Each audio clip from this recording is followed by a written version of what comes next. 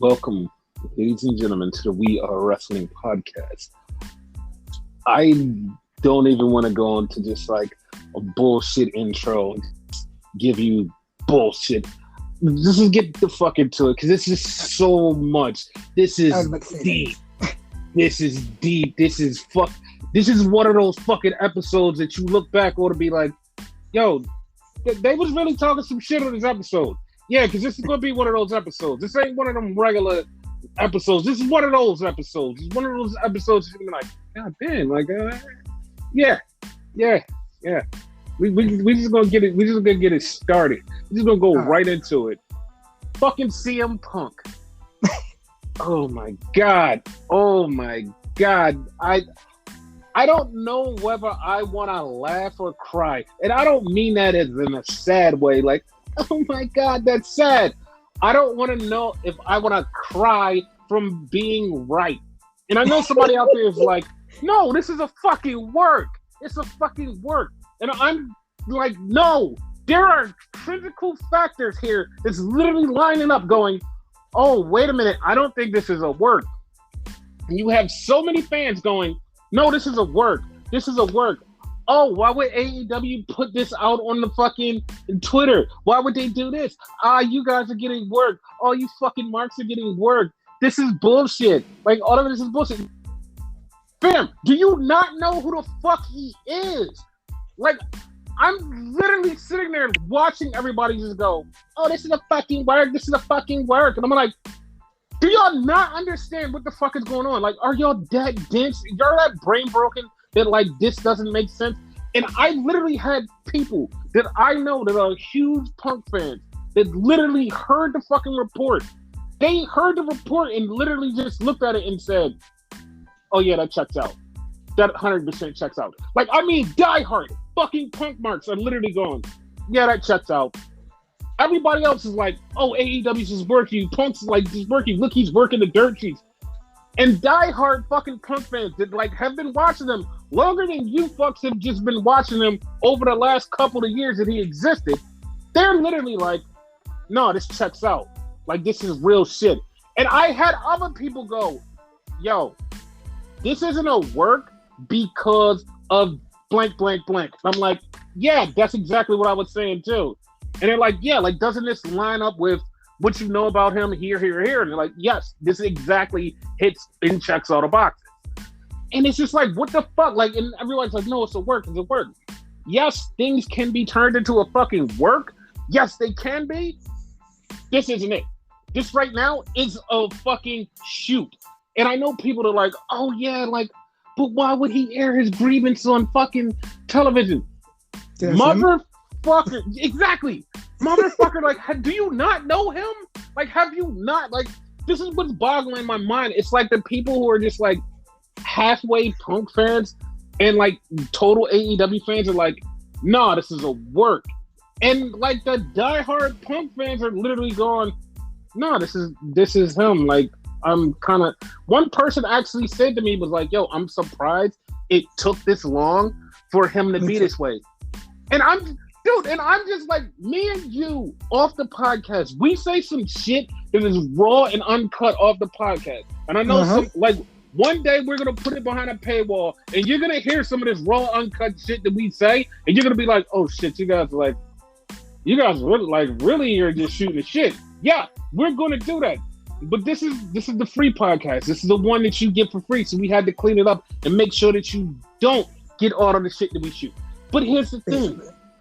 Like, this is really fucking insane. But even the stuff we put on here about him, like, especially you was 100% right on this motherfucker. So, dude, I have, like, this is what has, like, been boggling my mind. Like, everybody fucking, it's like a divide. Like, you have people going, no, this is a work, this is a work. When it gets turned into a work, every one of these people who've been yelling, this is a work, are literally going to be like, oh, you stupid marks all got work. But this is a shoot. None of this is a work at this current time. That's what I'm telling you, people. It's like, that's what the fuck. The MJF thing also is a work at this current time. I mean, it's a shoot at this current time. It's not a work. It's not a work. It's a shoot. It's a shoot. It's a shoot. It will become a work. yes, probably this Punk thing probably will become a work, but it's a fucking shoot. Now, and I know you're like, well, what is this Punk thing? So Punk comes out on AEW and Punk just starts talking, and the first thing he does is call out fucking Hangman because he wants to have a match with Hangman. He sits in the ring, puts the title down, let's have a match right now. And Hangman doesn't come out. And then he goes, yeah, that's cowboy bitch shit. And like, so everybody's sitting there like, whoa, what the fuck is this about? And he just like moves on. Now, the funny part about this is some people was like, oh, Hangman's not there. Hangman was there because John Silver literally tweeted a fucking picture of Hangman sitting in the back with him eating. He's like, no, he's right here. Now, this is the bad part about it. It was a lose-lose for Hangman. Like, Hangman goes out there on a segment that he's not supposed to go out there on and just fucks everything up. That's a loss. Hangman staying in the back, not doing shit, also was a loss. So there was no win in this situation for Hangman. And I know you're like, well, this is part of the work. It's not. Because Punk is mad because Hangman said some shit. This is where you know that the fucking box starts getting checked. Hangman said some shit in a promo back when they were beefing about Colt Cabana. And he said it slickly under the radar about Colt Cabana to Punk. That don't sit right with Punk because he's always right. And the thing that goes on with him and Colt Cabana isn't the thing. Fuck you guys. No, fuck Colt Cabana because I say fuck Colt Cabana. You shouldn't have asked me to pay for your fucking lawyer bills. Fuck you, Colt. That's how he feels.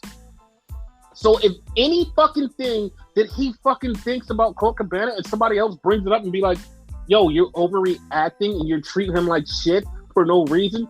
He's like, no, I'm in the right. Fuck you and fuck them. So now he's mad at him.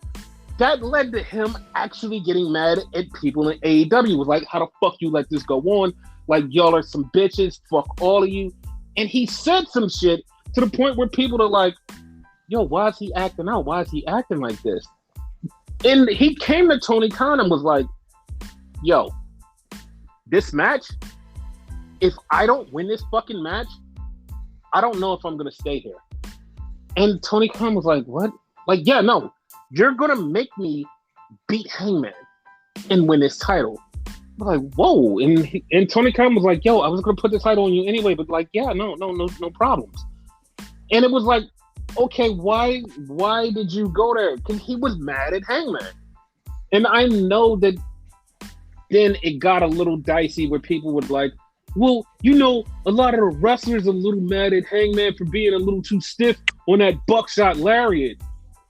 And I'm like, one thing doesn't have to do with the other. Like, y'all can be mad at him for being stiff with the buckshot lariat because, like, that's cool and fine. Be mad at him all you want to because, like, you should work a little softer.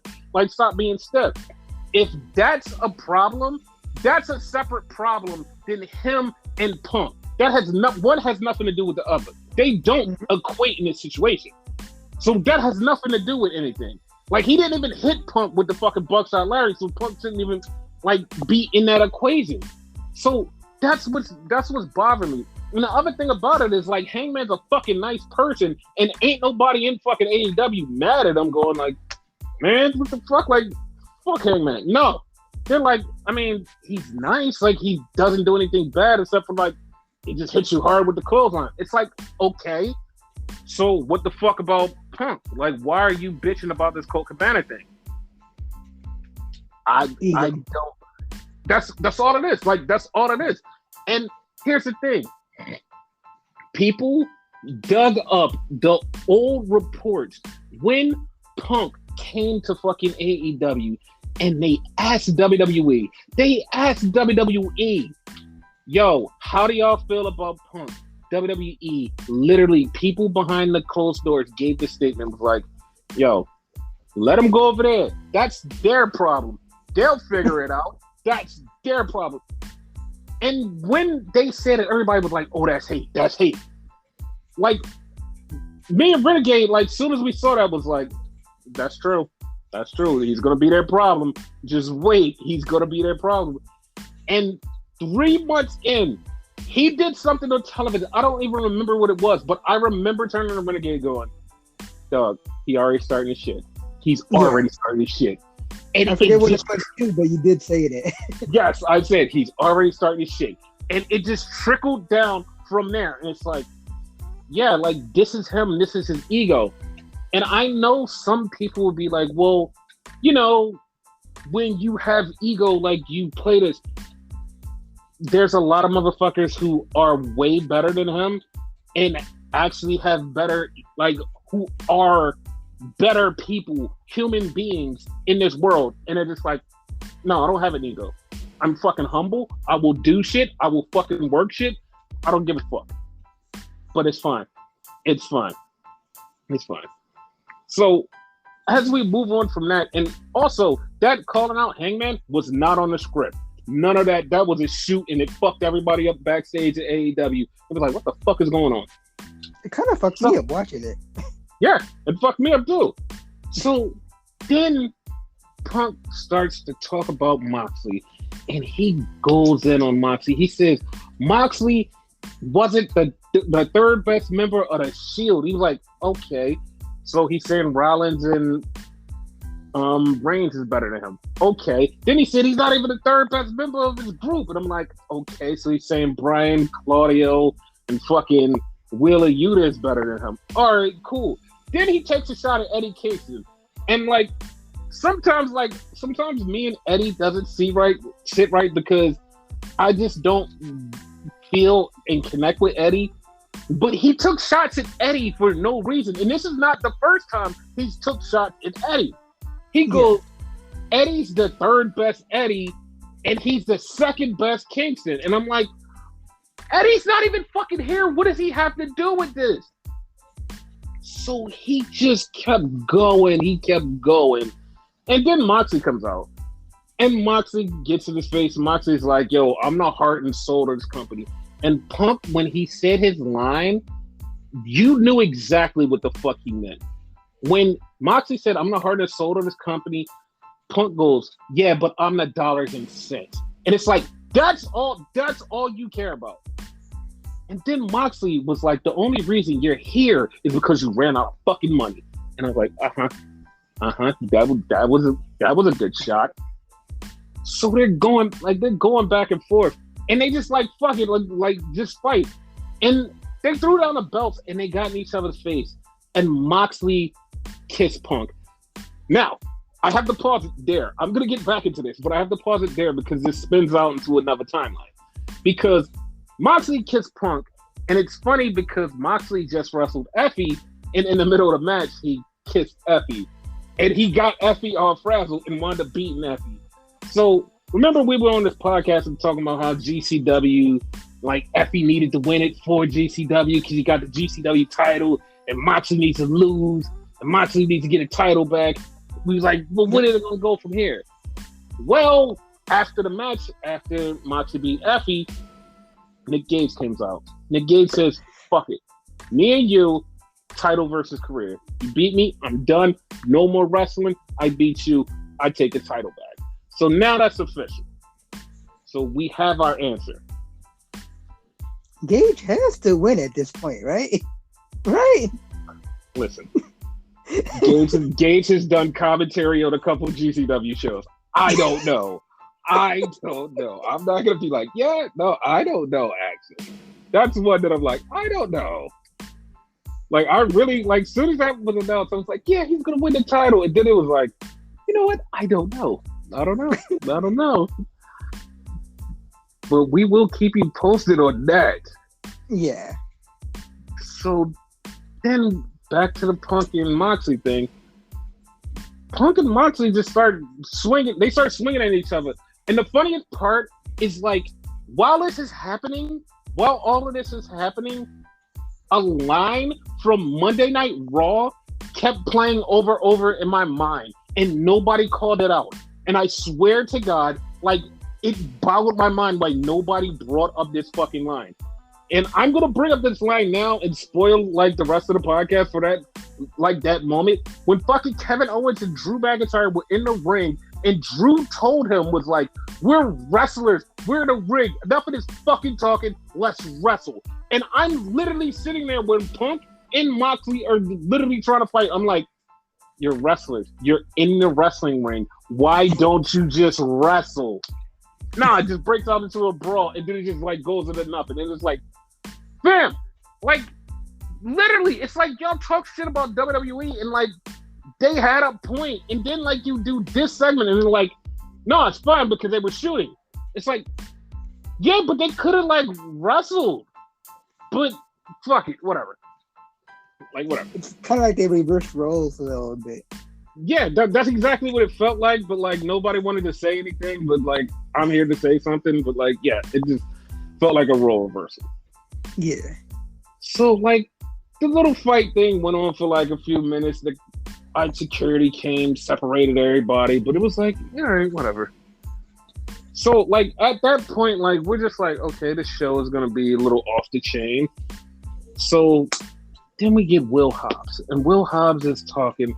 And Will Hobbs he literally is like, yo, I'm gonna fuck Ricky Starks up, but if the factory gets involved one more time, I'm gonna fuck the factory up. And it's like, I was a little confused. Like, I was a little confused because it was like, yeah, I'm gonna beat Ricky Starks up, but if the factory get involved one more time, I'm gonna fuck them up. And I'm like, it seems like y'all are riding together, you and Ricky, against the factory, which would make sense, but at the same time, y'all are beefing. So I don't know what this means. I'm so confused at this. I don't know.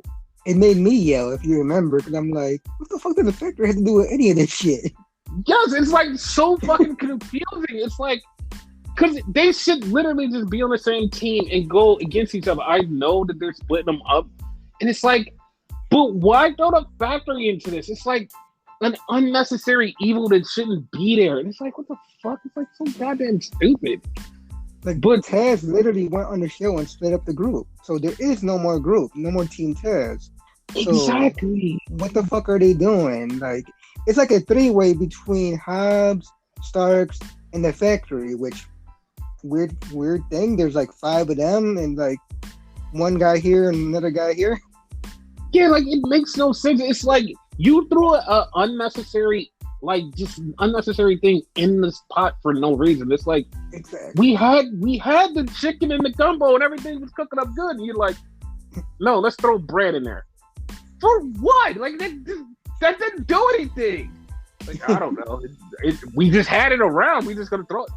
For what? It's just the dumbest shit. Like hopefully they just like erase this factory shit and just go on and do like something else, because it's like, what the fuck is this so goddamn weird? But whatever. Yeah. So then we get Jericho coming out, and it's like, okay, why is Jericho coming out? Oh, this is for the 2 out of 3 falls match. And I'm like, okay, still. Ricky Steamboat is out there doing timekeeper. That was an actual nice touch for fucking Tony Khan, because this is the House of Dragons like titled episode, and you got Ricky the Dragon Steamboat there as timekeeper. I'm like, that's a nice little touch. I like that. I think that was actually good. One guy is the American Dragon, and the other one is Dragon Slayer. So you got like a bunch of dragons in this shit. Yes, everything was synergized. Yeah. So then we go into the 2 out of 3 falls match. Daniel Garcia versus Bryan Danielson. And the first fall, Daniel Garcia fucks up Bryan Danielson, like power drives him on the outside, fucks him up, and gets him in the ring, chokes him out, and Bryan passes out. So Garcia wins the first fall. And everybody's like, well, isn't he gonna die because like he got hit in the head? Because it was like one of those things where like Bryan is such a great seller when it comes to his head. It's like you kind of believe that he just fucking like got knocked out and he's just like fucking half dead. You're like, no, he's gonna die. But he just like plays it off really nice. And then Bryan winds up getting a flash pin, 1, 2, 3, and it's 1-1. And you're like, okay, it's 1-1. How is he gonna win this last fall? How is he gonna win? And of course, Garcia goes to put on a choke. Bryan counters it 1, 2, 3 again, and Bryan gets the win. And you're like, okay, cool. And you hear Jericho like call on the match, and like he just stops, and you're like, okay, what the fuck happened? Like we said before, it's gonna be Jericho versus Bryan at All Out.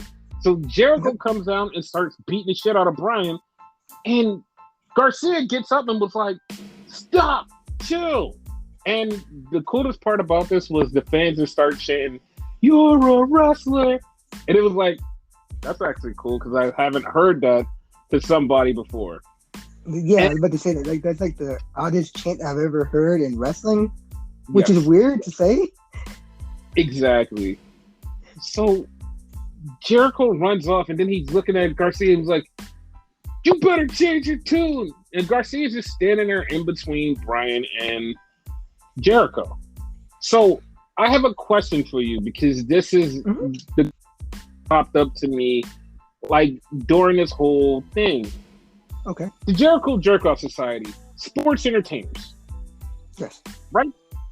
They only did that because Vince existed. Now Vince is dead. Now what the there's no reason for this. Like there's no reason for this. This is like one of the dumbest fucking angles because it was only to spite Vince. Vince isn't alive. So what are you doing now? They're like, still gonna use it because WWE uses it sparingly. Like if you listen to commentary, they use it here and there. They use wrestler more now, obviously, but they still use it. Yeah, it was so like that whole thing is just really dumb to me. Yeah, they need to separate. But then, what are you gonna do with 2.0? You know, they could find something to do. And God forbid, Jake Hagar. Yes. So then we get a backstage with Private Party and Keith Lee and Swerve. And they're saying, yo, we're going to have a tag team title match on Friday. And one of Private Party, I think it was Isaiah Cassidy, gets in Swerve's face and he offers some gum. And it was so funny because he offers him gum because he's like, his breath stinks. So as they're closing out this segment, Isaiah walks off and Mark Quinn goes, yo, your breath don't stink that bad, dog. And I'm like, yo, why'd you say that? Like, you can still hear him. He's like, yo, your breath don't stink that bad, dog. And I was like, yo, you shouldn't have said that. Like, they can still hear you. Like, I swear I heard something, but I didn't catch it. Yeah, that's what he said. It was fucking hilarious. So then, which was really fucking, this part was really hilarious. So Tony Nese and Mark Sterling starts to come out. And this is what's fucking hilarious because they're not advertised. Tony Nese and Mark Sterling are not advertised to have a match. So they're just coming out for no fucking reason. And they get attacked by Moxley. And it was like, oh, what the fuck? And like nobody got mad because they wasn't advertised. It was like, oh, so fuck it, whatever. So Moxley comes out. Answer? Isn't this the second time that this has happened to him? Yes. So Moxley comes out and Punk comes out and they just start fighting again. And like everybody is trying to separate them. And fucking Claudio comes in and grabs Moxley and holds him up and is like, you can't go anywhere. And it's like, Moxley is still fighting and Claudio just like has him up like a baby and he's like, no, you can't go anywhere. It's fine. It's fine. Like, he's walking around like, you can't go anywhere. No. He was carrying him around like a little baby and shit. Yo, he picked him up, literally had him on his shoulder, was like, you can't fight him. And he's like, I'm going to kick his ass. And it's like, dog, how strong is Claudio? Because, like, it was funny because, like, if you see one of the shots, he literally lifts him up with one arm and is smiling. It's like, come on, John, we have to go.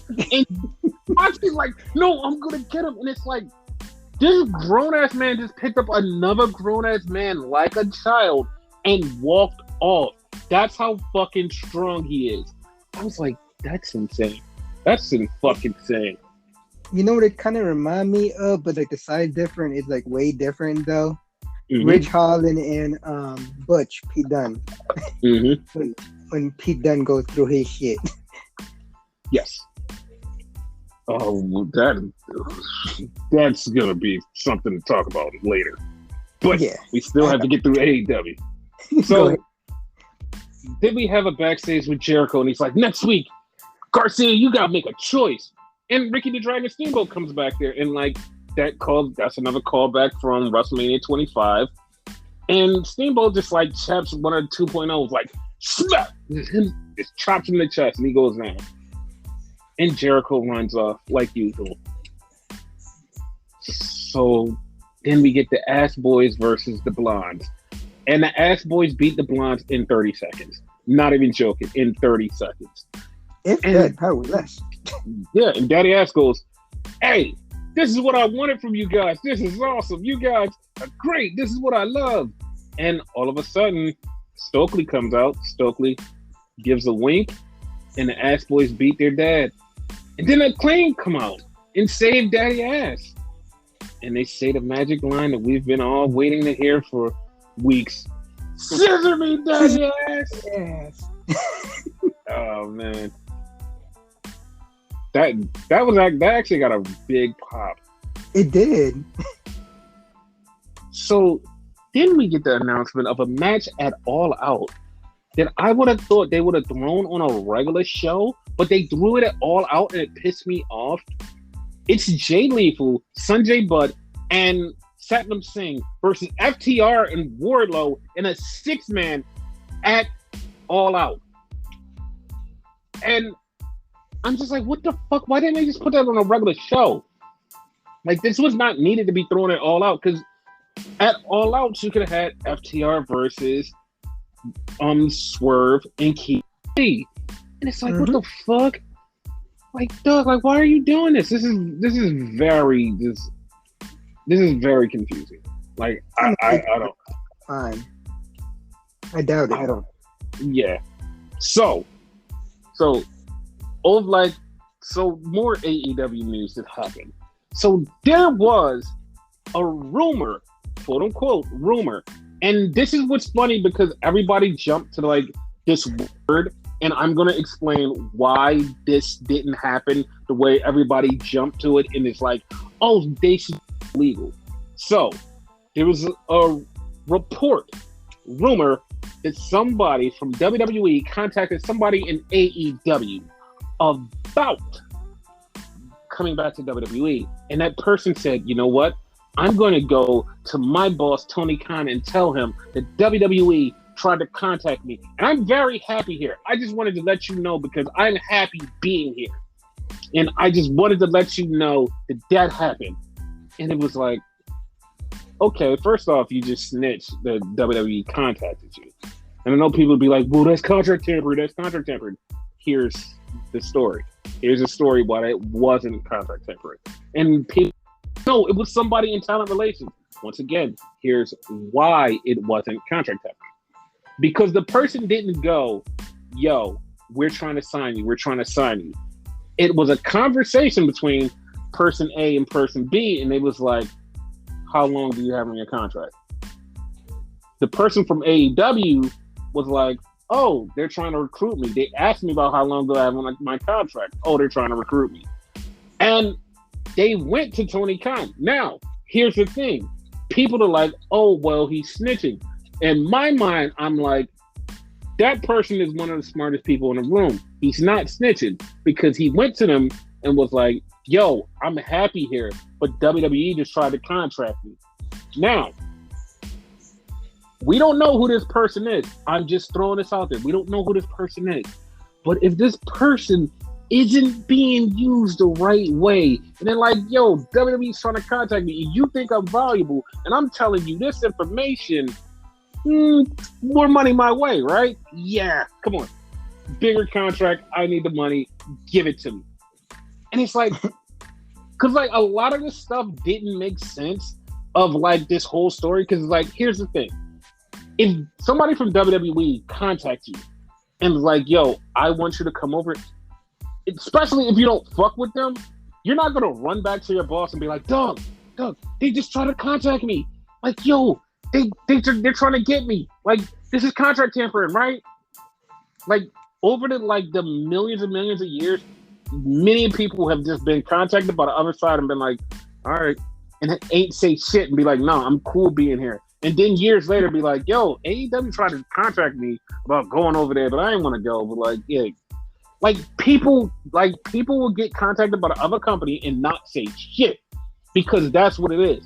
And that's what made me go, there's too much to this story to just be a regular story because it sounded way weird. Like, he ran to the office and told them, yo, WWE tried to contact me. And it's like, that doesn't sound right. That sounds like you're trying to tell them I'm desirable. So if you really want to keep me when my contract comes up, more money has to go in my pocket. So here's the words that you need to hear. And I was like, there was more to that story, but like it's gonna come out in the wash how this story is. But I was like, yeah, that didn't seem right. And it was definitely not, oh, WWE's trying to get them. They literally just asked, yo, when is your contract up? Because they do want whoever this person is. They're like, yo, when your contract up. So it wasn't as big as everybody was saying. It was like, no, this is tampering. Like, Tony Khan should get a lawyer and sue WWE. This was tampering. I was like, no, tampering is not when you do that and ask when your contract's up. They're like, yo, here's what we can give you. Here's what we're going to do. Come on, let's go. And that's contract tampering. You simply asking somebody. Casual question. Yeah, okay. I mean, it is. It is. Like, it's literally casual question. Like, it is. Like, it's literally that. Like, I don't understand how people are just, like, so easily persuade, like, oh, this is a wrestling business. It's contract tampering. No, contract tampering is when you're literally telling the person, I have this, this, and this, and then this. And this is what we're going to do. Like, you're coming over here as soon as your contract's done. Asking somebody when their contract is up is like, it's not that bad. Like, there's been plenty of times that the other side has asked WWE people, yo, when your contract's up. Oh, it's up this day? All right, cool. Holla. That was it. Like, that's it. But it's fine. So, yeah. So, moving on back to the story. And none of these gentlemen are the person that I was talking about. So, get that out of your head. So, we have Pac, the All-Atlantic champion, and he's with the Death Triangle. Now,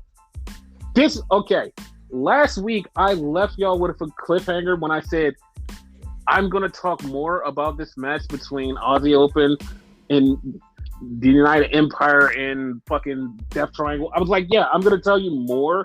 And I never got to it. And I left it there as a cliffhanger. So you knew that there was more. So this is where I tell you what the more is about that story. So Pac is there. Pac is talking about how he's going to beat the United Empire. Here's the thing. Let's go to New Japan to fix all of this. So, a few days ago, while the G1 tournament was going on, Ospreay comes onto the ring to face Juice Robinson. Ospreay has the U.S. title. Ospreay also has the British heavyweight title. And Chris Charlton said, oh, Ospreay has the U.S. title and the British heavyweight title. This is the true North American champion. And it's like, yeah, we knew that was coming. And it's like, the way that he said it was like, oh, so not only are y'all hiding the fact that this was already going to be a thing at All Out, y'all are putting it out there just subliminally so people can find out, like, oh shit, it's going to be Ospreay versus Pac. Yeah, like, that's what I was alluding to last week. So I'm like, now everybody's like, oh shit, like, that's a thing. I'm like, yeah, no, it's a thing.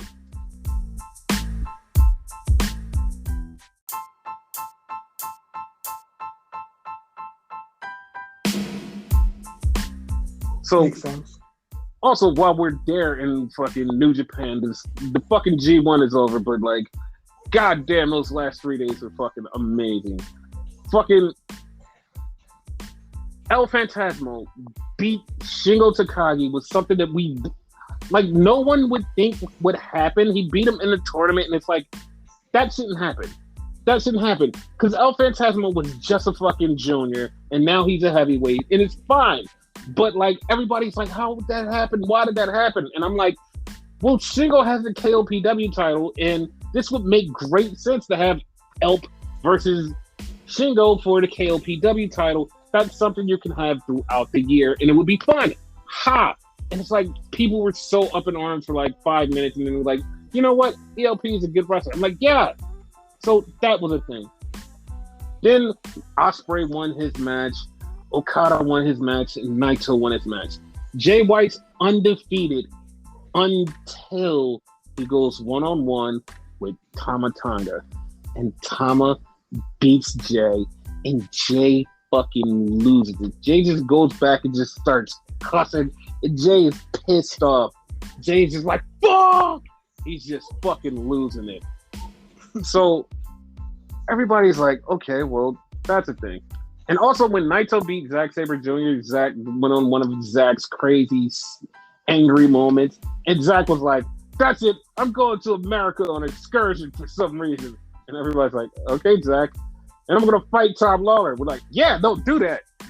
It's like, yeah, I'm going to fight other people. Like, yeah, also do that too. So Tama beats Jay. Jay's out. So now we get the brackets for the next day, and it's Okada versus Tama Tonga and Ospreay versus Naito. And we're like, oh. So and like nobody's giving Tama Tonga any fucking tick. They're like, nah, he's not gonna do anything. Like, he's gonna get fed to Okada. Okada's gonna run through him. It's over. Everybody, literally, Tama Tonga walking into that ring was like, okay, money's on Okada. At the end of the match, when Okada beats him, everybody was crying, was like, oh my God, we really wanted Tama to win. Everybody wrote him off in the beginning, and by the end of the match, Tama had everybody wrapped around their finger. Great fucking match. So Ospreay fucking beats Naito, so now everybody's sad because it's like, oh fuck, Naito's out of here. And Ospreay's excited, and he's gonna figure out a way to beat Okada. And it's like, okay, cool. So then we have the last night, and we have like tag team matches up and down the card, and we have one tag team match was Kushida and Tama Tonga versus Jay White and Ishimori. And Ishimori, the whole fucking match was like, yo, I'm not giving Kushida a title match. I'm not giving Kushida a title match. Kushida beats him clean in the middle of the ring for the tag team titles. I mean, not tag team titles, in the tag team match. And they're like, oh no, Kushida's going to have to face you. Like, you're going to have to defend that title. And Ishimori just got sad and ran off. So while that's happening, Jay and Tama are fucking around, and Tama knocks Jay down, and he holds the title up. And this, like, besides when Jonah fucking gets on the top rope and jumps off, this was the loudest reaction that the crowd made. Fucking Tama Tonga holds up the fucking world title, and everybody was like, oh, like, it was like, whoa, like, there's a reaction to this? Like, we may have to visit this down the line. Yeah. So then we get to the main event, and it's Okada versus Ospreay. Me going into it, and everybody else is like, yeah, there's no way that Ospreay is going to lose. Like, he's been talking about beating Okada. He's going to do this. Ospreay goes right in there and gets his ass beat by Okada. It was a great match, but he fucking loses Okada. I was like, damn. And then after the fucking match, Ospreay's doing his backstage thing. I've never seen somebody get their ass beat and choked so fucked up, because David Finlay came in there and just beat the shit out of him and choked him up against the wall while he was on the ground. I know he went through like a 30-minute fucking match. He's choking this motherfucker up, and it was like, me and you for the U.S. title. And it's like, dog, like, David Finlay, this whole fucking pay-per-view, like this whole fucking show has been fucking amazing. It's like, god damn. He didn't have to do all that now. He fucked him up. He did. And yeah. So back to AEW line. So yeah, next week, fucking United Empire, Aussie Open, and Will Ospreay will be there to face Death Triangle. Yeah. So then we get an interview segment that was sad, very sad. because Jungle Boy was cutting a promo, and he fucking sucks at promos. It was so bad they start doing a what chant to him, and he's trying to combat the what chants, and he gets lost, and it's like, dog, like he needs a manager. Somebody needs to talk for him. Like, the fuck? Like, this is so bad. That's why they had Christian with them. Yeah, but he turned on Christian, called him a pussy, and then Christian comes down to try to hug it out, and fucking Jungle Boy's like, no, I'm gonna beat your ass. He literally beat the fucking shit out of him, slammed his head against the step repeatedly. This man has a concussion. Then he stepped on his head and kept fucking his head up, and it's like, this man had a concussion. He wasn't supposed to be here. Why are you doing this? This is so sad. And he's like, well, they're gonna fight it all out. Okay, fine, whatever. He slammed his head in the fucking steps like multiple fucking times. Like, fuck. Yes. So then we had FTR Wardlow accepted the 6-man title matches. It's like, all right, whatever. They accept the match. Whatever. So we had Kylan King versus Toni Storm. Now, I'm not gonna lie, I don't remember seeing Kylan King anywhere. And people are like, no, she wrestled on AEW before. I'm like, I've never seen her. So the name sounds familiar. Yeah, I don't remember her. And I thought, like, this is going to be a Toni Storm run right through her, like, hot knife through butter. It was like, no, she got her ass beat. Like, Kylan King beat the shit out of Toni really bad. Toni came back and got the win. And they was like, oh, it's official. Thunder Rosa versus Toni Storm at All Out. Okay.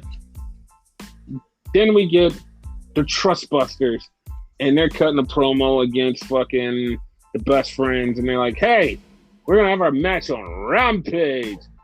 All right. That's all I can say. It's like, all right, don't care. So then we had Andrade, Rush, and Dragon Lee, and they were going against the Young Bucks. And since September, we've been telling you, not September, god damn, that was wrong. Since fucking May, we've been telling you that it's going to be Kenny Omega. And Kenny Omega's back. With Don Callis. We'll talk about Kenny. Yeah. We'll talk about Kenny. But Don Callis and other guys back. How do you feel? Yeah, Nakazawa. How do you feel about still being with Don? Like, they're like, I don't know about Nakazawa, but obviously Don Callis is the heel. And like, I don't know. I feel like the Elite are good guys, especially with what they call it, the fucking Adam Cole's group. They're the Elite too, but I forget the UE. The Undisputed. Undisputed. Thank you. You know what I mean? So it's kind of weird to me. So, like, I don't know how to feel. I just feel like Don Callis should not be here. Like, he overstayed his welcome. Yeah, I felt like that too. Like, heel or face, Kenny could do it by himself. He doesn't need Callis. Exactly. And the fact that they came out the face side was like, that should tell you, like, their face. And it's like, when I seen Don Callis, like, I seen Kenny, I'm like, all right, Kenny's here. And then, like, Don Callis, I was like, how the fuck is he here? That's so goddamn random. Nakazawa, I didn't mind because he's basically like fucking Brandon. Like, he's comedy. So. Yeah, like, I didn't mind that. Yeah. So, there's two things I want to talk about in this match. Okay. And the one thing was Kenny Omega. So, it is fucking hilarious that, like, people are like, oh my God, he shouldn't have came back. He's so beat up. Holy fuck. Like, maybe he should have took a little bit of time off. Maybe it's ring rust. What the fuck? And I'm just like, oh, so you guys have never, like, watched other wrestling stories where somebody acts like they're really fucked up and then, like, over time, gradually turns back into the normal person. Like, that same thing happened to Okada, and it's like, yeah, like, no, he's gonna turn into, like, a regular normal person. This is just like him fucking around and faking. Like, the fuck?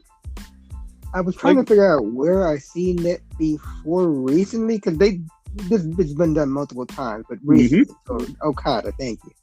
Yes. And it was just like, what the fuck? And so Dragon Lee's in it. And Dragon Lee does something really fucking special. And before I get to it, I have to apologize to one person, who this one person is. Milano Collection AT. I have to apologize to you. I have to seriously apologize to you. Because Dragon Lee does this thing. And he did this thing to Kenny. And they had to move the barracks forward so he could do the thing to Kenny. And everybody literally goes, oh my God, that is the coolest fucking thing in the world. I was like, are you fucking shitting me? And everybody's like, that's the coolest fucking thing in the world. I'm like, are you fucking shitting me? And the reason I'm like, are you fucking shitting me, is like, because they pulled the guardrail forward. And I'm just like, are you fucking kidding me? And the reason I say this is because Dragon Lee has been in the Best of the Super Juniors. Every year in the Best of the Super Juniors, Dragon Lee fucks somebody up that same exact way. And the reason I apologize to Milano Collection AT is because the last time he was in Japan, Dragon Lee fought Hiromu. And he set Hiromu on the guardrail. The guardrail is farther than what they made the guardrail for AEW. It's way farther away. Fucking Hiromu was sitting there. Milano is on commentary, calling a commentary. Dragon Lee did his little running spot, fucking jumped on, knocked out Milano while he's talking. Literally in Japan, like, if you watch the commentary, he's talking. He's like, oh yeah, he's like, he's gonna jump. Oh, and the fucking headset goes flying, everything. And that's why I'm just laughing at these people. I'm like I said, most of the people used to watch New Japan, so why was this fucking like different? Like, why was this so weird to you? Recency bias. That's what it is. It had to be recency bias and like cult of personality. That's what it had to be. Because I'm like, dog, like, I've seen better versions of that. They're like, no, but it was on Kenny. I've seen better versions of that. That's a Dragon Lee thing. So, now, question, because like I haven't seen it because like I didn't watch that, whatever, right? Mm-hmm. Was that a blockbuster? Because like it went so fast, I didn't see what the fuck it was. No, this is what it is. When he does the move, he runs and literally turns his body into a fucking cannonball. Like he runs and he just goes bam. Like the back of his back and his ass hits you right in the face. That's what it is. It's literally a fucking ball. And like I've been watching this for years, so like this isn't new to me. Like watching him do this to Will Ospreay and everybody else, the Best of the Super Juniors, it's like not new to me. Because it's like he turns into a fucking little cannonball and it's like bam! And you're like, what the fuck? Like the first time I ever seen that, I was so surprised because, like I said, the distance between the guardrail and the fucking rings in New Japan are drastically different. And it's like, that's why I'm like, dog, like, why did they have to move it for him here? It was so weird. Not to mention, you probably see something like similar to that better in the indies also. So no. Dragon Lee is like the master perfecter of this type of thing. That's why, like I've never seen anybody else like turn himself into a fucking wrecking ball while somebody's sitting on the fucking guardrail. I've never seen that until Dragon Lee. And like that was like 2016, 17 when I first seen him do that and was like, dude, what the fuck? How are you just psychotic? Like in fucking Lucha Libre, they do shit like this, but like Dragon Lee's the only one who's done it, and it's like, that is psychotic. Like that's fucking psychotic. So Kenny gets the win with the one wing angel. And like if you're not paying attention, you totally fucking missed it. So while they're getting out there celebrating, fucking Andrade is untying fucking Dragon Lee's mask. And I'm like, oh shit, they're gonna unmask him. And they literally just fucking stand him up DDT and unmask him. Like part of me was like, okay, did they unmask him to bring him into the team, or like did they unmask him just like to beat the fucking shit out of him? Like, which one was it? To beat the shit out of him. Yeah, it was like so fucking random. It was like, why the fuck did y'all do that? My apologies to fucking Dragon Lee also though, because right when that match started, remember I told you like I felt like I jinxed it, because fucking Rouge took off his mask, fucking Andrade took off his mask. I'm like, I feel like Dragon Lee should take off his mask. So didn't I say that? Yes, you did. So I feel like I jinxed it. So my apologies. And he took off his mask and beat the shit out of him. Fucked him up. So that was AEW in a nutshell. Yeah. And we still got other shows to go. Fuck it. So this was done so beautifully, and I've seen so many different takes on this because this was done so beautifully. So the beginning of Heatwave, and me and Renegade have said this like multiple times before. Like, this is an ECW thing. It started out with fucking Paul Heyman doing the Heatwave intro. It was so fucking hilarious that like half of the timeline is like, oh wow, they had Paul Heyman do this. The other half of the timeline is like, oh, this is a throwback because like this is an ECW thing. Holy shit! And like then some people actually got mad. Was like, yo, I don't believe half of y'all even knew this was an ECW show. Like y'all just said that because you saw it on the timeline, and it's like, what? Like this actually pissed me off. It's like, no, there's people out there that actually know what Heatwave was. Like, what are you talking about? And they're like, no, like you only saw it on a timeline, and that's why you just equated the two. It's like, no, like, motherfucker, I watched Heatwave '97. Like, the fuck? Like, what? I'm so confused. I think there was 3 of them. And like, dude, 2 or 3 of them. No, it was every fucking year. Like, Heatwave was every year. And the only reason I remember Heatwave '97 is because I only remember Joey Styles hyping it up so much because, like, the main event. Like, Joey Styles hyped it up so fucking much. And the other thing that I remember about fucking Heatwaves is actually being the fucking hottest fucking time of the whole fucking summer. I remember watching the one where it was Taz and fucking Bam Bam Bigelow being fucking hot, sweating my goddamn balls off in the middle of an actual heat wave trying to watch Heatwave. So it's burned into my fucking brain. 97, like, is the one I mainly remember also. So yeah. Yes, because like no matter how many heat waves after that, it was just Joey Styles hyping up Heatwave '97. I swear to God, it felt like for months he just kept hyping it like Heatwave '97. It just felt like, yo, this is just, that's it. Yeah. But that intro was great. Like I was so hyped for that.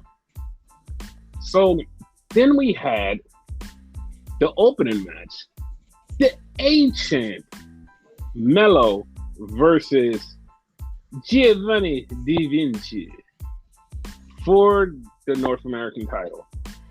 I'm not gonna lie, I was really kind of a little bit was like, you know what, they should put it on Giovanni just so they should give Mello something different. I was thinking, yeah, but Mello winning and just like knocking it out the park was like, okay, wasn't bad. Yeah. Cause like I'm not saying the match wasn't bad. Like the match was great, but it's like it wouldn't have been my booking decision. But like, so like Mello always shows off. So Giovanni showed off in this match. So. Yes. Like that match was like really fucking good. Yeah. So then we get Mandy Rose and Toxic Extraction walking up, and they see Braun Breaker, and Mandy looks at Braun and goes, "Hey, let's see which one of us is still holding the title at the end of the night, big boy." And he's like, "Yeah, all right." And it's like, okay, that was weird. whatever. So then, like, I seen this on Twitter, and like, I swear to God, like, I know that like some wrestlers like to use a real name, and that shit's fine. But sometimes when you don't look like your character outside of this, and you're just like tweeting, I won't know who the fuck you are until like I have to read your actual @name, and it says, "Oh, this is Julius Creed," because I seen this over the fucking weekend. He's talking about, "Yo, I watched the tape and I seen something that y'all ain't seen, and I'm gonna expose it on NXT." And like when I saw that, I was like, "What the fuck was that?" And then I read the @name. I was like, "Oh, it's Julius Creed." So they showed it on NXT, and you had the same similar reaction, like, "Who the fuck is that?"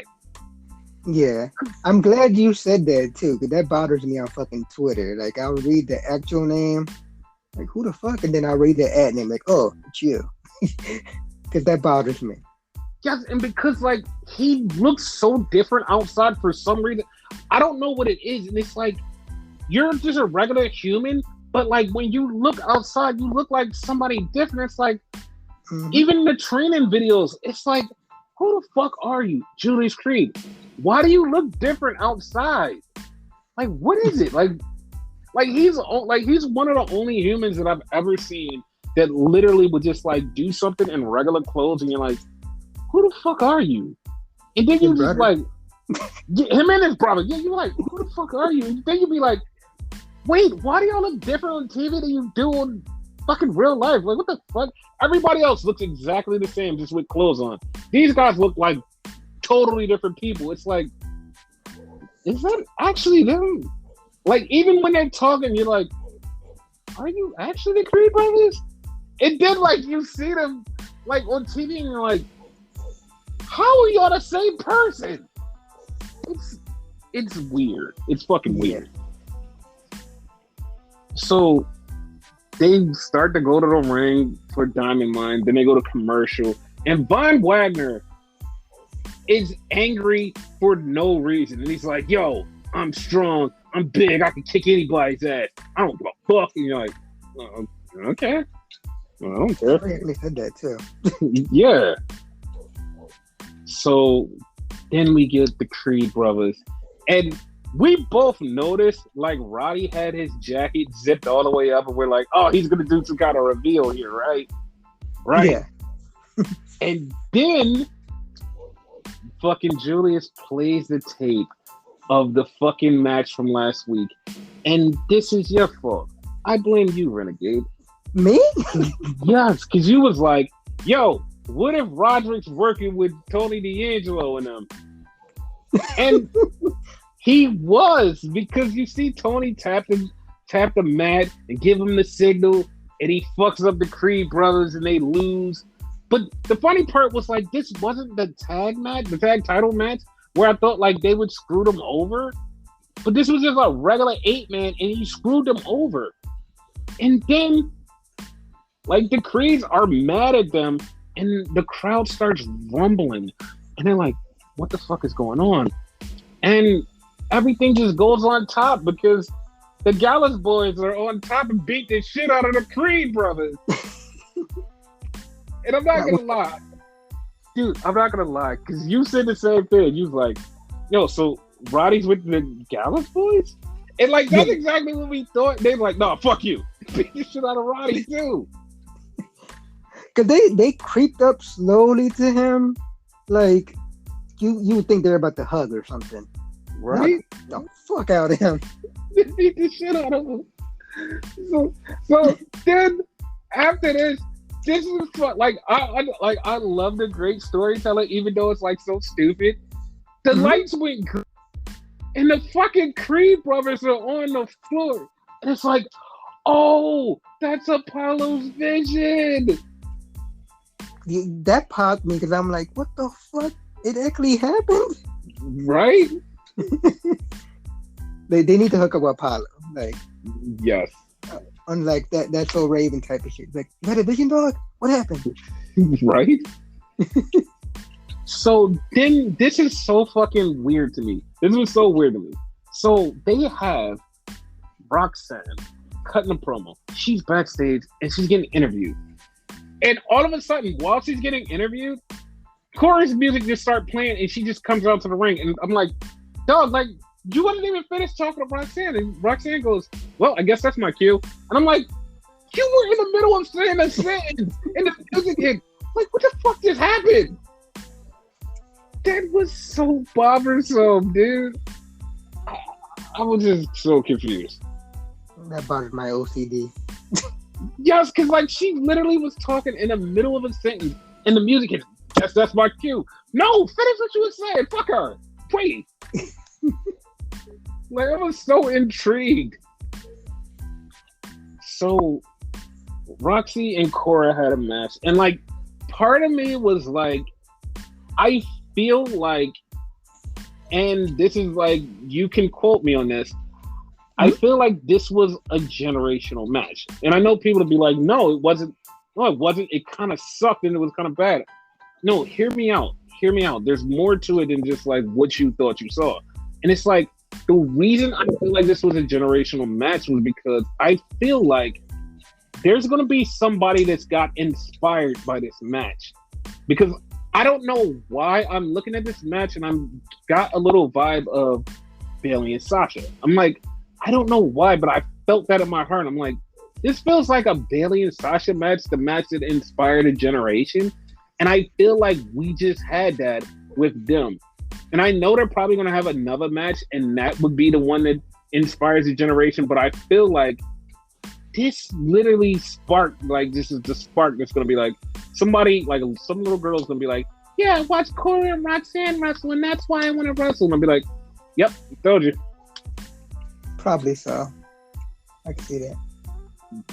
Yeah, and the end came where like Cora wanted to hit Roxy with the stick, and she dropped it, and Roxy picked up the stick, and she's like, no, I'm a good guy, and I don't want to hurt my friend. And Cora was like, no, fuck you. I'm going to hurt you and pin you. Fuck you.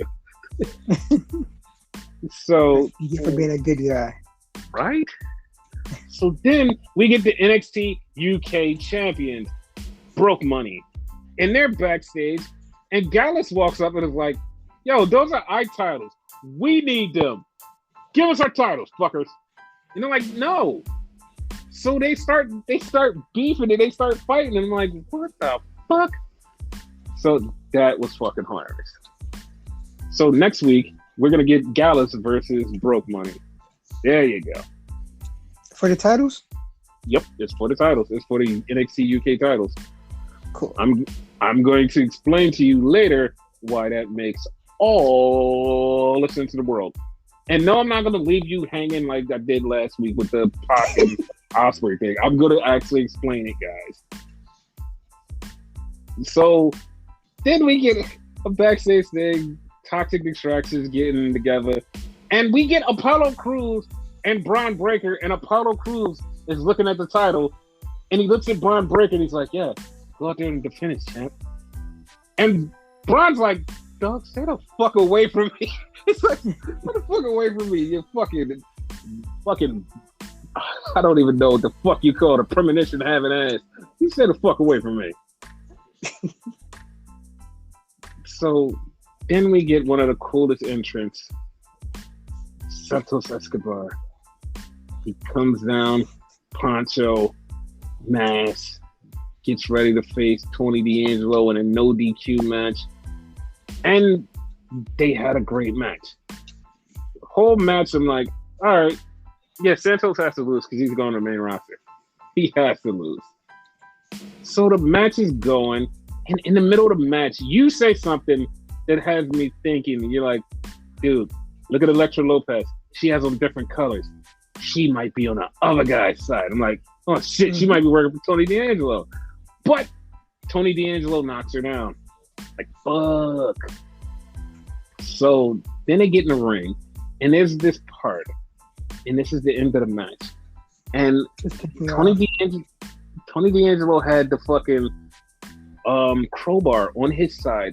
Santos had the brass knuckles on his side. They both look at each other, they're about to fight, and they're like, our weapons. They go for the weapons. Santos literally punches D'Angelo, while D'Angelo hits him with the fucking stick, D'Angelo falls on top of him, beats Santos. Santos is no more. He's gone. Main roster. Bye bye. Like, I'm okay with it because he's going to the main roster. It just pissed me off because like that's like taking a fucking knife to a gunfight. Like, what the fuck? True. So then we get the backstage with the TikTok Toxic Tag Team in Indy. And Indy gets a letter. They're like, what the fuck is this letter? And the letter is from Dexy Index Forever. And everybody just pops. And then here comes Blair Davenport. And she rips the paper up. And she's saying, hey, I'm here in NXT regular. And I'm just like, oh, okay. Like, I knew Blair was going to be there. Like, I knew most of the people that was going to show up. And I was like, okay, I knew she was going to be there. But it's like, it's not that big of a deal. And I know people are like, dude, it's fucking Blair Davenport. I mean, yeah, I'm still having the same problem I'm having with fucking Ospreay and separating the art from the artist, okay? It's very disturbing, okay? Because, like, I still to this... still to this day, like, I remember watching UK Progress Wrestling and hearing this fucking chant. To this day, I still cannot get over this chant because it was a women's match. It was Jenny in the House of Couture versus Toni Storm and Pollyanna. And it was just this fucking chant. Polly fucking Anna. Polly fucking Anna. And it was so great because she was so over. And then she just mysteriously disappeared because she accused Ospreay's friend of sexually assaulting her. And Ospreay and B. Priestley was like, no, like that didn't happen. Never book her again. So they never booked, no one ever booked her again. And they blackballed her from the industry. And that shit just still never sits right for me. And like, I know people are like, well, that wasn't their fault. Like, if Will actually gave a fucking actual honest apology instead of that shit apology he gave last time, I would be like, okay, I kind of agree. But Will's a fucking knobhead.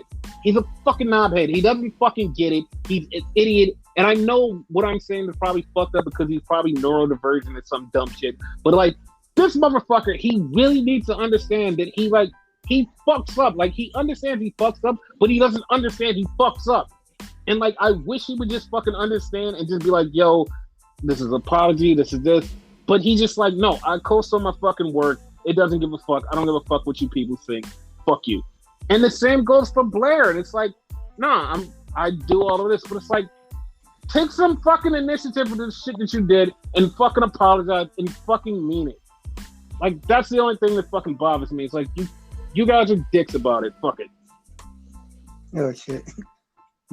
But do you think this Dexter thing in NXT is real? Like, it actually is him, or it's a swerve to fuck with Indy? Because I think I personally think it's a swerve to fuck with Indy.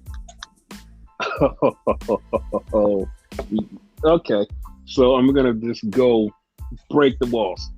Here's what I think. Mm-hmm. I think he's not fucking with Indy. This is what's gonna happen. He's gonna keep sending her shit, and like this is what's gonna fuck everybody up because I'm gonna like when I draw this fucking circle, you're gonna be like, what? This is why. Okay. I feel like she's gonna fuck with Blair. Blair's gonna beat the shit out of her. Indy's gonna have a crisis of conscience. Indy's gonna just disappear. I feel like this is what's gonna happen. We're gonna see more Dexter doing crazy shit. More Dexter doing crazy shit. We're gonna talk about that in a few. We're gonna see more Dexter doing crazy shit. And the only person who can calm her down is Indy. And Indy is going to be his light, his savior. She's gonna be the one to calm him down because she's gonna wind up on Raw. Now, and I know you're like, well, what? Like, oh, that's just like half of the circle. Yeah, like, all right, whatever, that's half of the circle. But I feel like when that happens, it's gonna be like, oh, we're back together. We're doing this. She's gonna have a problem controlling Dexter. And she's like, she can't just do it by herself. She needs her family. I mean, Ah, her brother's there. Why not her mom and her dad? I got you. mean, yeah. So it's all gonna work out, and I think I'm not just don't quote me on this, but I think there's a way that we get everything we want. Okay. That might be the only way Yes. for it to happen. Yes. So then we get a Wendy Chu and Tiffany Stratton thing, and they talk about lights out, haha. And they do this thing. This really fucking made me laugh. They do this Okay. scan this QR code thing, and you scan the QR code, and it gives you a picture of Zoe Starks holding the women's title, and you're like, wait, what the fuck? Why did that happen? So you're just like, okay, they're about to have the women's title match. You're like, okay, did they spoil that? What the fuck? Like, what happened? So Mandy and Zoe have this match. They're going, and Mandy in the middle of the match takes off Zoe's fucking leg brace. Mandy puts that shit on at the end and knees the fuck out of Zoe, and Zoe's out cold. And I was like, I actually enjoyed that finish. Like, Me too. even though I hate Mandy, like, not hate her is like hate her, like, oh, I can't stand that bitch. I hate her, like, as a character. It was like, yeah, but that finish was great. That finish was great. It was So, awesome. yeah. So now Mandy keeps the title. Now that begs the question: who fucking takes the title off of her? What the fuck are they gonna do now?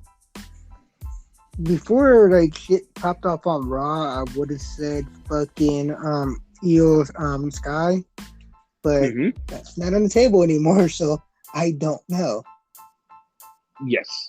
So like now I'm just as confused as you. So then we get Quincy. I don't know his last name. Quincy has been on fucking NXT Level Up. He's been on Level Up, and his character is an androgynous character. I don't know if he's actually LGBTQ. I don't know, but they're like the character is, and like people were like up in arms, like, oh my god, they have an LGBTQ character. What the fuck? And he's like, and I'm like, dog, we're all inclusive. What the fuck you mean? And then somebody got mad because they were like, wait a minute, if he's a straight playing an LGBT, I'm like, I don't know. Like, I don't know. Like, I have no idea. Like, I don't know this person. Like, I've seen videos and clips and know that they were on Level Up, but I'm like, I don't know this person. So I can't give any background other than that. So, like, throughout the next couple of weeks and months, we'll find out. And, like, I have no problem with this person. Like, I'm not even lying. I have no problem. I like the character. Okay, I honestly, like I said, I haven't seen much of the character. I know that the character does exist on Level Up, but I haven't seen much of it. So like, this would be like my first time to actually dig into it and be like, oh wow, this is this. So like, I'm giving it a chance. Like, I don't know. Like, I don't know. Like, I'm not saying anything bad about it, but like, I don't know. If you like it, I'll give it a try. Yeah. So then we get Grayson Waller, who's going to have his own talk show next week, and it's not going to be with Apollo. And like, the more he kept saying it, I'm like, it's definitely going to be Apollo. The fuck? Like, I was so confused. Having his own show. Yeah, you hate that guy. And it's not so much him because he's actually talented. Like in the ring, he's fucking talented. It's this gimmick. Yes. It's just annoying as fucking shit. Yeah. So then we get Braun Breaker versus JD McDonough. And Braun Breaker wants to beat JD McDonough. And in my head, this is always how I go. After the match, I'm always like, I really hope somebody shows up and challenges. And Braun Breaker beats JD McDonough, and somebody did come out to challenge. And I swear to God, like, you didn't even say it to me, and I didn't say it to you, and neither one of us thought this. But Tyler Bate comes out, and Tyler Bates is holding the NXT UK Championship. And when he came out, he just challenged Braun Breaker, and they challenged each other for the title. And you didn't say it to me until after the fucking show went off, like about 30 minutes. He was like, wait a minute. Aren't they having a UK title tournament? And I said to you, I said, dog, I've stopped watching NXT UK. I have no idea. And I literally jump on Twitter and I look for NXT UK. They're still promoting the fucking tournament. I'm like, wait a minute. The first round just started this week? Oh my God, they fucking spoiled it. So canonically, he still has not won that shit then. Dude, the first match started this week. The first match started this week. This week. The first match. I'm like, yo, they fucking spoiled the shit out of this. So that's not even the only NXT news that come out today. It was like, the fuck? So I wake up early this morning. Well, not wake up. I was already up watching the G1. So I wake up and, well, not wake up, just like look on Twitter. And it's like, oh, WWE's doing an NXT Europe. What? Yeah, it's an NXT Europe. No more NXT UK. It's NXT Europe. We're going to do that. And it's like, oh, okay, well, okay, rebrand, I guess. And then, like, hours later, this is like, all right, we're firing everybody in NXT UK. And everybody was like, oh, man, like, they're killing off British wrestling. Oh, fuck. Like, those guys are not going anywhere. And, like, then, like, everybody's just, like, posting shit like, oh, man, like, we're leaving WWE. Bye. Like, in my mind, I'm like, wait a minute. Didn't they just announce NXT Europe? What the fuck is happening? And somebody hit me to it, was like, dude, they're all getting contractually let go of NXT UK. NXT Europe won't start till 2023. So they're contractually done. So I'm like, oh yeah, that's true. They're contractually to NXT UK, and if there's no NXT UK, you don't have a contract. So everybody posting their goodbyes still has a possibility of getting called back in the beginning of the year. It's kind of in a sense like getting fired from one of the brands. Yeah, that's what I was thinking. Like, there's no true confirmation, but that's what it looks like to me. Yeah, I see what you're saying. Because NXT UK is done. Like, there's no more. It's over. Like, there's no coming back. It's gone. So, like, once they play these last little bit of episodes they have, that's it. It's over. And then they're doing Worlds Collide, which is going to be on the same time or the same day as All Out. I don't know exactly the logistics. I'm still working that out. But it's going to be Worlds Collide, NXT UK versus NXT regular. And I have a feeling this is where they kill off NXT UK permanently and then announce the NXT Europe permanently. So, yeah. I feel like it should have been Europe to begin with. Yeah, it should have been. But, like, that launches January 2023. And, like, that's why I'm not, like, super pissed off that, like, everybody's getting fired. It's like, they're going to launch another show. Like, them being out of work for a few months is perfectly fine if they're getting called back. If they're not, then that would be the problem. Be like, all right, that sucks. And at the same time, not really, because a lot of them probably could find work easily. Oh, no, they could definitely find work easily. You know? There's a lot of them really good. So, yeah. Not all of them, mind you. I feel bad for, like, some of them, but not all of them. Yeah, and the funny part was, like, the way that they just, like, got rid of, like, so many people, I was like, yeah, this doesn't feel like they're, like, getting rid of them. Like I said, I feel like they're all going to wind up in, like, Europe. So, it's fine. We'll keep monitoring the situation. So, then we go to Monday Night Raw. And I know usually when we go to Raw, it's like, oh, we gotta go to Raw. It's like, we're going to Raw and we're like, nah, fam, we going to Raw. Like, it's not even bad. This was pay-per-view quality. Yeah, this was pay-per-view quality. Did you notice that they had a new intro this week? You know what? I was gonna point that out, but I'm like, maybe just me. No, it was a whole new intro, music, everything. It was like, yeah, this is dope. Okay, I'm So glad it wasn't just me. Go ahead. yeah, it opens up with the Judgment Day. Repent your sins because we're gonna kill Edge. That's literally all they were talking about until they got hit in the back with fucking Rey Mysterio. Rey Mysterio just beat the shit out of them with the chair, and it was like, ow, fuck you, Rey. And they just fucked Rey up. They killed him. They killed the shit out of him. They fucking hit him with the fucking 2 stomps in the chest with the chair. Rey was dead. And it was so fucked up because it's like, where's Dominic?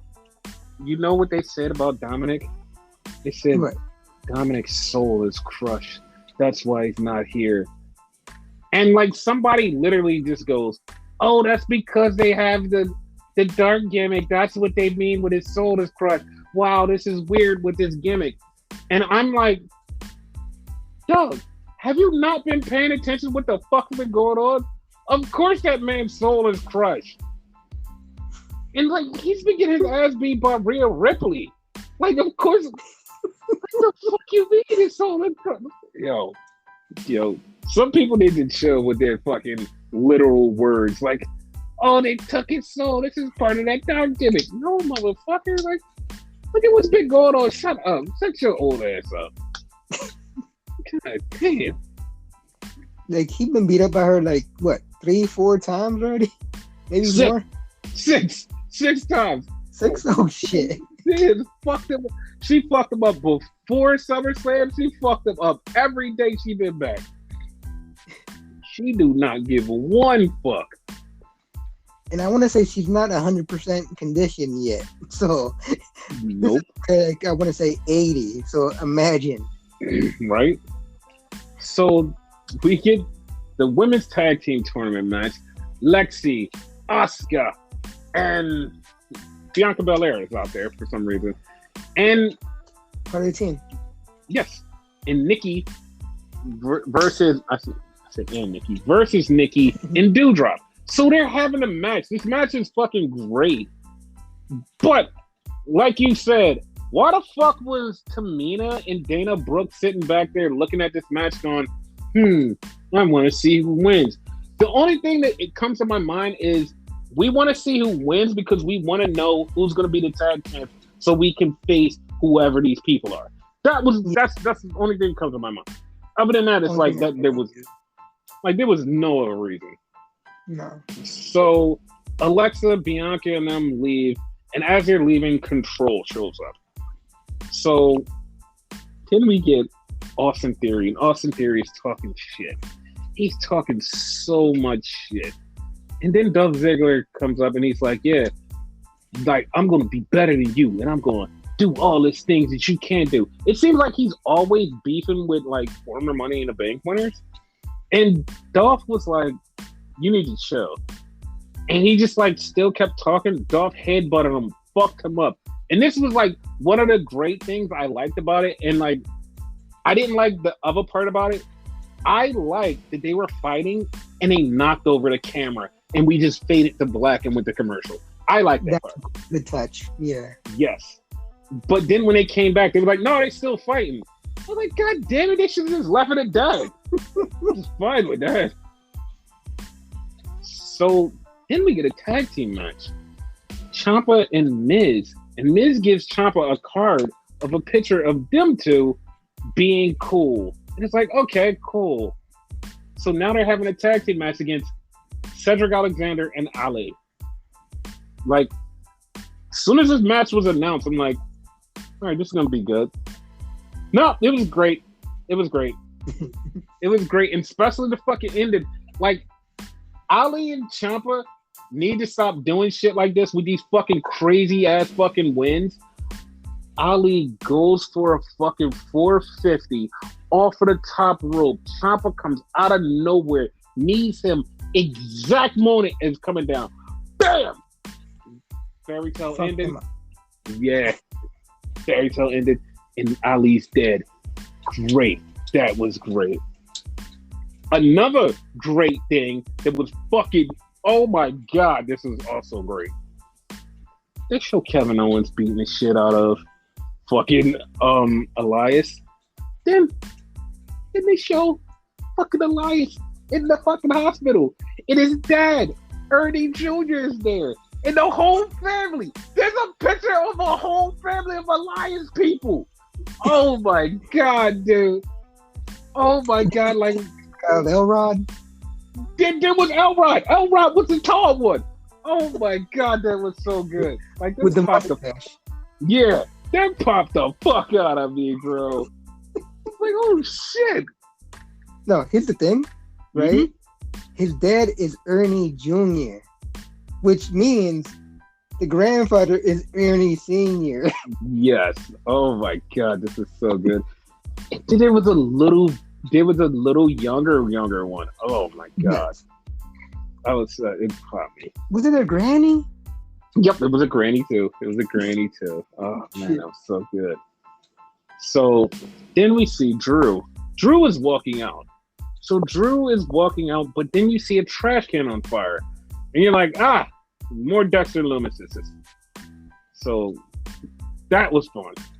Because like they keep fucking teasing him and like you know that he's gonna be there and you're like, yeah, let's see how this works. So Drew, because Drew is on the other show, they had to point out Drew's on the other show.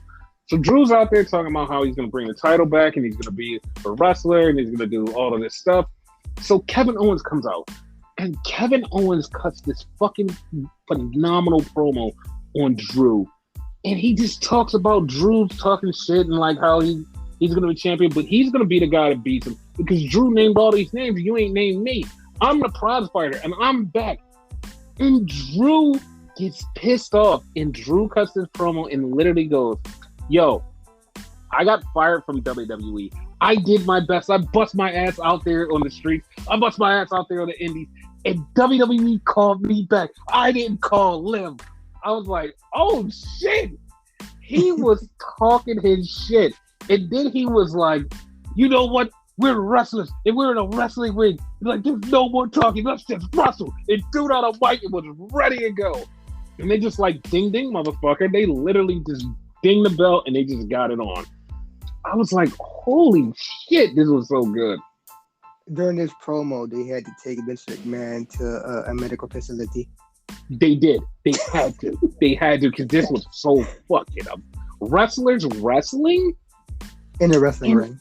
Yes, and everybody popped for it, and that's what fucks me up with the whole Punk situation. It's like, dude, like you just switched to sports entertainment when like you're wrestlers in a wrestling ring and just wrestle. Mm-hmm. Like this is what I just kept thinking. Like this whole promo was like, this is something like to me. This is something they would say on AEW, but they said it on Raw, and then they did something on AEW that they would do on Raw. So I was so confused. Like, I was so fuck the sports entertainment shit, but no, they fucking did sports entertainment shit. Yeah. So we had the match between Drew and Kevin, and it was funny because it ended in a DQ when the Usos came out, and the Usos tried to fuck up Drew, and Drew beat the shit out of the Usos, and then Kevin comes back in the ring and stuns Drew, and he tells them, "Tell your tribal chief he owes me one." Now, like, remember last week I said that Kevin Owens, Sami Zayn, inching the very closer. When Kevin Owens was talking about titles, he mentioned the tag titles and let that linger in the air. So yeah, it's closer and closer. It could very well happen, yeah. And also, I just want to point out to you guys before we move on, that match was great, and at that point, I thought that was match of the night. And you hear me, I said, at that point, I thought it was match of the night. So, yeah. So then we get Seth Rollins. Seth comes out, and you're like, okay. Seth's out. And then we get Riddle on the big screen. And Seth's like, yeah, what are you doing calling me from your mom's basement? Haha, you suck. You're a loser. And Riddle goes, "Dog, I'm healed." And stuff's like, "Yeah, but you're already at home. You can't do anything." And Riddle was like, "No, fam, I'm here." He was like, "What? Yeah, I'm here." And he just runs out to the ring, and they have a fight. They fight all over the fucking arena. And then they says, at the Crisis at the Castle, it's gonna be Riddle versus Seth Rollins. And I'm just like, yeah, I know. I reported that weeks ago. Yep. That was fucking like that was dope. Like I said, it's stuff that's been happening on Raw that makes you go, yo, this shit's kind of cool. Like it's not even bad. Nah, like so far this week has been awesome when it comes to wrestling. The only thing I would change is like the order of 2 matches that we still haven't covered here. But yeah. Yes. The order, not the match itself. Yes, no, definitely. I agree with you. Yeah. So then we get a Veer Mahan versus a local enhancement talent. And Veer beats this person. And you're like, okay, well, they're building Veer up. Okay, this is great. I'm happy and excited that they're going to build Veer to like whatever the fuck they're going to build him to, which I don't know. Because like we haven't seen him. Yeah, like I forgot about him too. Just like he just showed up. Like that was weird. So then we get a backstage with Control and they're talking. And then they see Dana. And Dana's talking about, yeah, I'm cool. And Dakota Kai was like, yo, how about I face you later on and prove to you that I belong here? And that shit was okay. Like, we're going to talk about that match when it gets here. Then we had AJ Styles versus Bob Lash for the U.S. title. This was the match of the night. Should have been the main event. Yeah. This was fucking phenomenal. And then in the middle of the match, I thought we were going to get fuckery. I literally thought we were going to get fuckery because Miz and Ciampa walked down. And I'm like, oh shit, we're going to get fuckery. It's going to be a DQ. The match, like this great match is going to get screwed. Fuck. Like, that's all I was thinking. And then fucking AJ goes to the outside. And I'm like, oh, here comes the fuckery. It's about to go down. Dexter Lumis jumps over the guardrail. And the security has to take him down.